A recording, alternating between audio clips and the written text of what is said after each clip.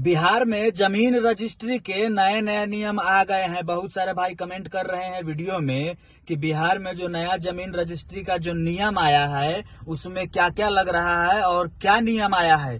तो मैं आपको बता रहा हूं इस वीडियो के माध्यम से कि जमीन रजिस्ट्री को लेकर क्या क्या नया नियम आया है।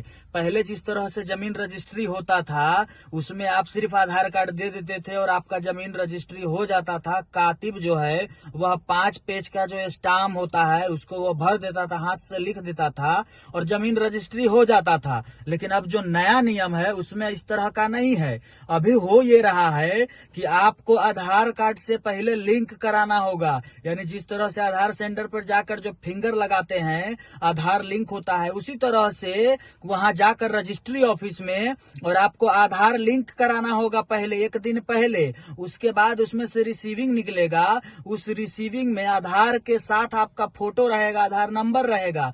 उसी में आपको खाता, खेसरा, जमाबंदी, रकबा, चौहद्दी और बेचने वाला और खरीदने वाले का नाम भरकर उसको जमा कराना होगा।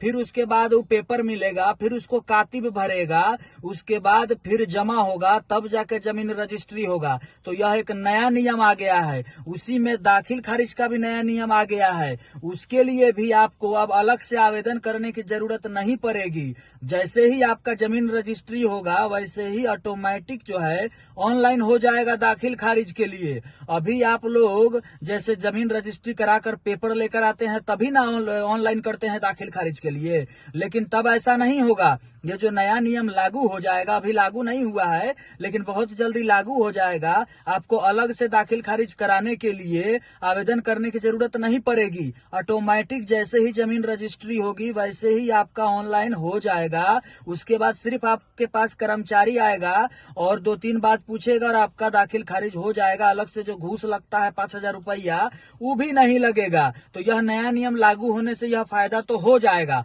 अब अगर बिहार सरकार इस पर कार्रवाई से लागू करती है तब, नहीं तो घूसखोरी तो चलिए रहा है, पैसा देना ही पड़ेगा। बिना पैसा का तो होता नहीं है, सब आप लोग जानबे करते हैं। बाकी देखते हैं अभी और क्या क्या बदलाव हो रहा है।